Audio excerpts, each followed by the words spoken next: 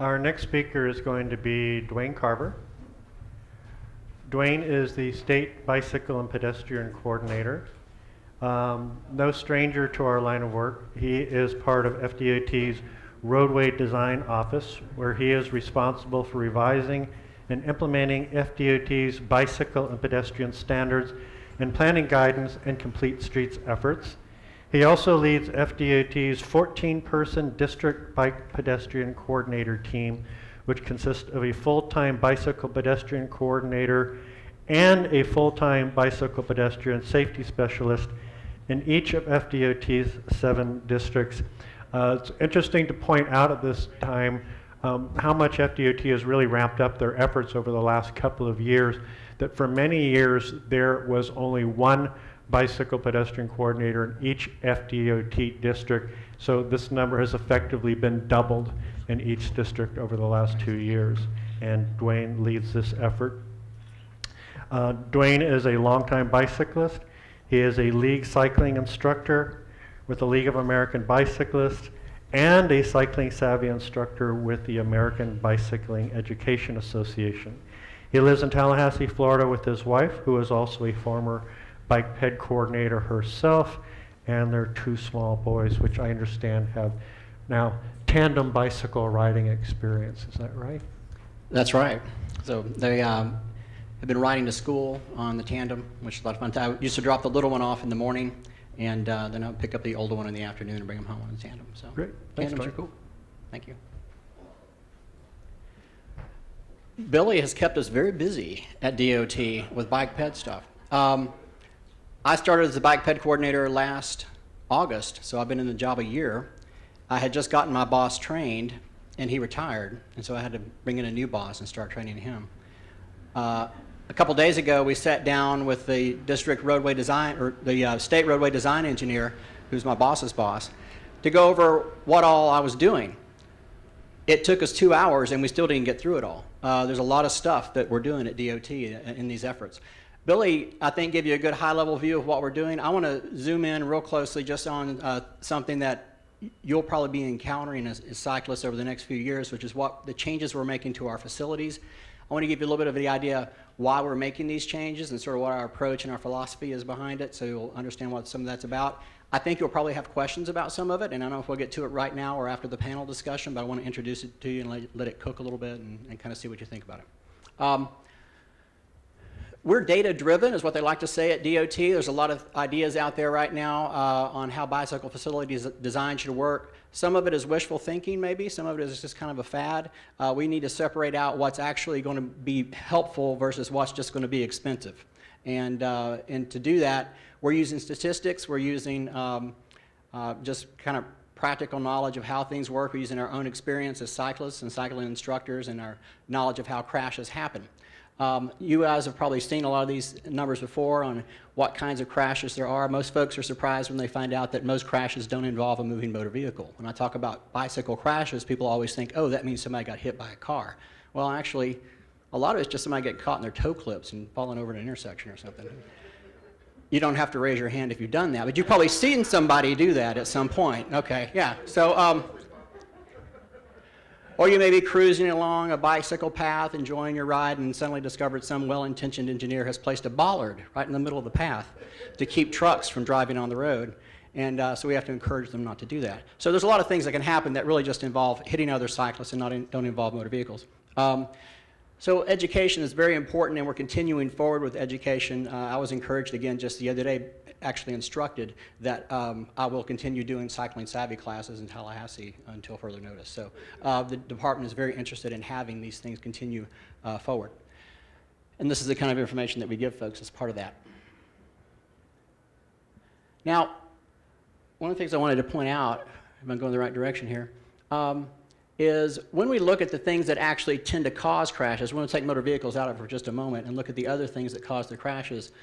These are the kinds of things that we tend to find that cause crashes, and you all can probably imagine what each one of those are.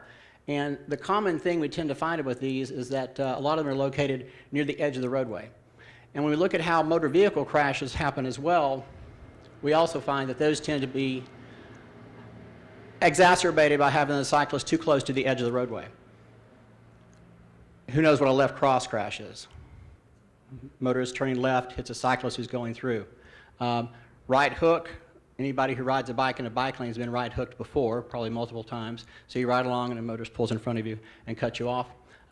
Drive outs, you're driving close to the edge of the road so you can't see approaching traffic and they can't see you, so they back out of a driveway or they pull out of an intersection, and that's unfortunately a common crash type. Side swipes and rear overtakings, I always thought would be prevented by bike lanes, but when we actually got to looking at our crashes and just pulled out the ones that were happening only in bike lanes, we discovered we get a lot of side swipes and rear overtakings even in bike lanes. So we knew that there was something that needed to be fixed with our bike lane design. And of course, dooring is another thing that happens when you're riding too close to something that could change very quickly, like an opening car door. This is an all too common kind of crash. We've been tracking these in the Orlando area now for a couple of years, and we're seeing a lot of this, basically the motorist drifts on the curve. If you get hit or killed on a rural road riding on a shoulder, this is very often what has happened, is a rural motorist, perhaps you're in the place where they always cut the curve there, and you just happen to be there that morning on your bicycle, and that's bad for you. It's not good for the motorist either, but you bear the brunt of it if you're on your bicycle. There's our dooring crash. Here's a nice little compilation video that just shows every possible bad thing that could happen to you if you're riding too close to the edge of the road. So the edge riding behavior sets up a lot of these, and we knew that as we go in and we talk about how we want to revise our bicycle facilities.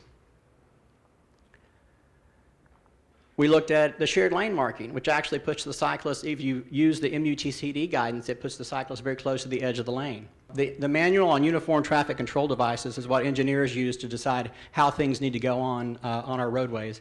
And if they don't like what it says in there, we actually write our own guidance in Florida that overrules the MUTCD. So the manual uniform traffic control devices tells you that you're supposed to put the shared lane marking a certain distance from the curb if there's parking or if there's not parking. And it really doesn't pay much attention to how wide the lane is or where the cyclist really should be to control that lane. So it tends to put the cyclist over on the edge of the roadway. Bicycle lane minimum and recommended widths. We have a minimum width, which turned out to be a bad idea because as soon as you say minimum, that's what everybody goes to. So the minimum width is 4 feet, which is actually like the minimum operating space that is recommended for cyclists. It would be like having an automobile travel lane that was only 8 feet wide. Okay? So what we're actually trying to do is recommend different widths, and we actually have a new facility type called the buffered bike lane. And the way we made room for that was by actually narrowing the lanes that we have for automobiles. Right now, the standard is 12 feet. We decided that on urban arterials, we don't need 12 feet. We actually can get by with 11 feet. And don't tell anybody, but you can get by with 10 feet if nobody's looking. So 10 feet will also work in some conditions, unless you have buses, in which case the bus operators are going to complain, and you can choose to listen to them or not. So 11 feet will be our new standard, and when we have all these roads that we built with the 12-foot lanes, as Billy showed you, we can now shrink them down to 11-foot lanes and have wider bike lanes. Our new guidance for the shared lane marking says, put away your measuring tape because you just put that thing right in the middle of the lane. Wherever it is, that's really the cyclist. What that really is, what we want this symbol to actually be telling everyone is that you can expect a cyclist to be controlling this travel lane. So just put it in the middle of the lane. It's very clear. They did a study at FSU a few months ago on different, they showed a bunch of kind of random people off the street, different signs and markings out of the MUTCD. To see how well they recognized them. And this marking here was dead last. Nobody had any idea what it meant. And part of that, I think, is because sometimes you would see it and it would be way over here. Sometimes it would be out in the middle. Sometimes it would be somewhere else. So nobody really quite knew what it meant. So we're going to put it in the middle every time. And we hope the message will be, that's where you can expect to see a cyclist somewhere on that road. We are going to do that. The new guidance will be out in the next, hopefully the next few weeks. It's going through final review right now. This marking can be used on roads that have a posted speed limit of 35 miles an hour or less. Now, don't get me wrong. That doesn't mean that this is even necessarily our preferred thing to do everywhere, but where you can't do something else, you can't do a bicycle lane, for instance, we could at least do this in conditions where they warrant it. It's a shared lane marking or a SHARO, right. Or an SLM. If we weren't having an AFD, I could say that. This sign here is a regulatory sign. The share the road sign is a warning sign. So basically, share the road is advisory. This is regulatory. So when the police see this, this should be telling them there's no question about whether or not you're supposed to be in the travel lane. We put up a sign that says you're supposed to be in the travel lane. Now, if I could just find a traffic engineer to install it somewhere in the state of Florida, we'll be in good shape. We have local folks who do, you're right, I should say, and then we have them in Tallahassee as well, but we don't have them on as many state roads as we probably should. All right, that brings us to our new standard bike lane is going to be a 7-foot buffer bike lane, and Billy showed you the picture for that. Now, we can't always get a 7-foot buffer bike lane, and if it's a resurfacing project, we're not talking about ripping out curbs or anything like this. Basically, we do have options that will allow you to continue to use the bike lanes you have today if you can't build something bigger, but we want to give you the option when you rebuild something or if you restripe something, you have the option to make it a bigger bike lane. For instance, if you have a 4-lane road and it has 2 12-foot lanes and a 4-foot bike lane, you're allowed to restripe that as 2 11s and a 6. Okay? If you squinted and didn't tell anybody about it, you might be able to get away with a 10, 11, 7. I don't know. It depends on a lot of things. Engineers are allowed to use the lower lane widths if they meet certain criteria and certain conditions exist, and it's 12 o'clock on a Thursday and things like that. They can do it. But this would be perfectly allowable under the new PPM guidance that'll be coming out in a few weeks. Keep your fingers crossed. Okay. Billy already showed you this. I do actually do more than just draw SketchUp drawings at work, but since I spend a lot of time on these, we show them a lot. This is our current condition that we have today. You can see how close the cyclist is there. Here's what I did. I took my old boss, the one I was training who retired, out, and he did his own little experiment where we laid out some bike lanes at different widths. And then he had another employee who he trusted a lot drop very close to him in his automobile. While my boss rode his bicycle down this 4-foot bike lane that I'd marked out for him. So it was going okay until I threw a dead possum. It wasn't a real dead possum. It was some kind of a barrier thing that they had out there, and said, now what do you do now? He had to dodge this thing. Well, he discovered there was nowhere he could go in a 4-foot bike lane. You're basically stuck. And he came back and said, I think 6 looks really good. So we did a 6 as well, and he discovered he could dodge two dead possums in a row on a 6 and still never leave the bike lane. So we decided 4 is really not big enough, and 7, in fact, is the magic number, because 7, I've got my 4-foot minimum operating space, and I got my 3-foot clear built all into one thing. There's a problem with the 7-foot lane, though. It looks a lot like a driving lane, and they've found problems in other states. When you get a bike lane over 6 feet, motorists will drive in it. We want them to drive in it sometimes, but not all the time. So what we do is we added this buffer stripe in here. Now, let me be very clear on this. There is no evidence that proves that the presence of a painted or thermoplastic buffer makes a bike lane any safer than any other bike lane. We do have evidence or implications, though, that a wider bike lane is safer than a narrower bike lane. So our goal here is to make the bike lane as wide as we can get it. But we know if you get it too big, the motorists will drive in it. So we want to take back just enough to make the point that you're not supposed to be in this lane. That's what that little white line is. Now, a lot of folks, what a lot of designs you'll see is they'll have the 4 feet, and then they'll take a 3-foot buffer here to show this is the 3-foot clear zone. Well, now I'm riding the same dang 4-foot bike lane I always had before.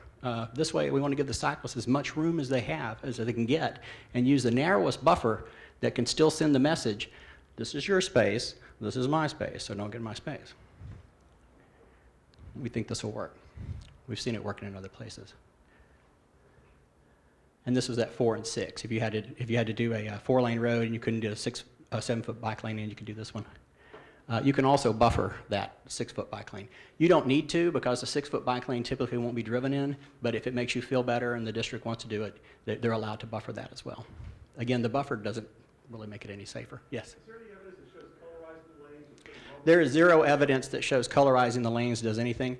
Now, adding what's called a rumble stripe, which will be a new standard that's also coming out. It won't be used on urban sections, but on rural sections, this stripe here will have a ground-in rumble strip that goes underneath the thermoplastic, and it's only 8 inches wide, and it's all contained in the line. And so we went out and rode these almost a year ago now on some test applications that they've had on state roads. We rode all over these things. We closed our eyes and drifted back and forth across. We had an attenuator truck behind us to hold the traffic back while we did this. We weren't doing this in traffic. Just to see what would happen if you didn't know it was there and you drifted into it. Would it make you wreck and fall off your bike? It was okay. It was okay. They were shallow enough. The question was, do we need to leave a gap in them? We did leave a gap in them. If you're going more than 15 miles an hour, you'll never notice that gap. You'll just drift right back and forth across the top of it. If you're going slowly, you can hit the gap and you'll use it, but you really don't need it. The colorizing the lane, we cannot tell has any effect at all.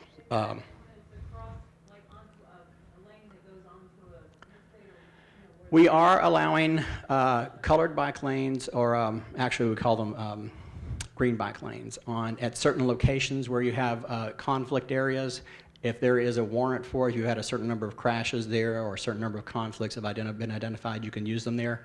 But again, that's not actually supported so much by data. It was just kind of a nod to the fact that people were installing these green bike lanes, and we wanted to do something to kind of show we hadn't forgotten about that. We measure the bike lane. That's a very good question. Our bike lanes are measured, all our lanes are measured from the center of the lane stripe. So this one is measured from the center of the lane stripe to the edge of pavement. Does not include the curb and gutter. I don't ride in the curb and gutter, and I don't expect you to ride in the curb and gutter. That's where the dead possums live, okay? We don't want to be over there. We want to be out in the road.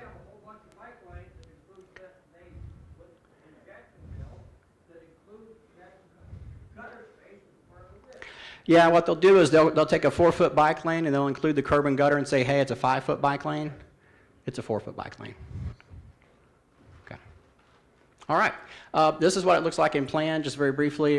This is your two. One of the things, and this is interesting, the right hook problem, the way we want to address that is we actually want the motorist to treat this like a turn lane at the intersection. So instead of driving in front of you and cutting you off, we want them to actually pull into that and slow down, and then you deal with them just like you would in traffic. This is the way they do cycle tracks in New York City. This is what they found actually works best, is to turn this into kind of a mixing zone here. And so that's the design for the buffered bike lane. Okay, all right. For a bike lane next to parking, one of the things I don't like to see is a door zone bike lane, 5-foot bike lane next to on-street parking. The new standard, and this is following guidance from the NACTO folks and all that, is basically it's a 7-foot bike lane with a 3-foot buffer in the door zone. So you want to train the cyclist not to ride in the door zone. Okay. That's it. I don't know if we have time for questions or not, but I think we will after the panel. I don't want to steal from other folks.